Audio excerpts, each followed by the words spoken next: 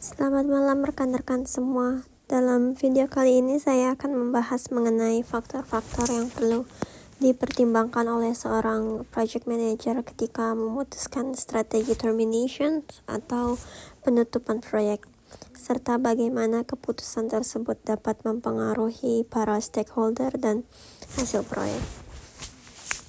Penutupan proyek atau project terminations merupakan tahap penting dalam siklus hidup proyek.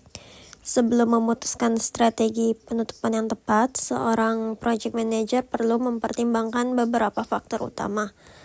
Pertama, tingkat pencapaian tujuan proyek. Jika seluruh deliverable telah diselesaikan sesuai dengan skop, kualitas, waktu, dan biaya, maka proyek dapat diterminasi dengan sukses melalui termination by completions.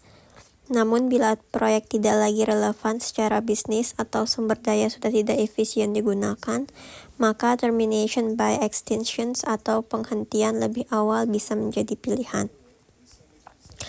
Kedua, kondisi finansial dan ROI proyek. Bila proyek tidak memberikan nilai tambah yang diharapkan atau membebani anggaran, proyek manajer perlu menilai kembali keberlanjutannya. Ketiga, dukungan stakeholder dan perubahan strategi organisasi. Jika arah strategis perusahaan berubah, misalnya ketika kondisi pasar, kebijakan baru, atau prioritas bisnis, proyek bisa diterminasi untuk memberi ruang bagi inisiatif yang lebih bernilai. Selain itu, faktor seperti kinerja tim, risiko yang tidak dapat dikendalikan, dan keberlanjutan manfaat proyek juga menjadi pertimbangan penting dalam memilih strategi penutupan. Keputusan termination memiliki dampak langsung terhadap stakeholder dan hasil proyek. Bagi stakeholder internal seperti tim proyek dan manajemen, keputusan penutupan bisa mempengaruhi moral, kepercayaan, serta alokasi sumber daya di masa depan.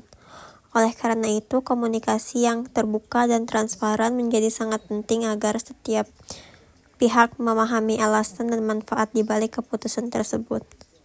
Sementara bagi stakeholder eksternal seperti klien atau mitra bisnis, termination perlu dilakukan dengan pendekatan profesional, termasuk memastikan dokumentasi lengkap, penyelesaian kontrak, serta pengalihan pengetahuan atau knowledge transfer agar reputasi organisasi tetap terjaga.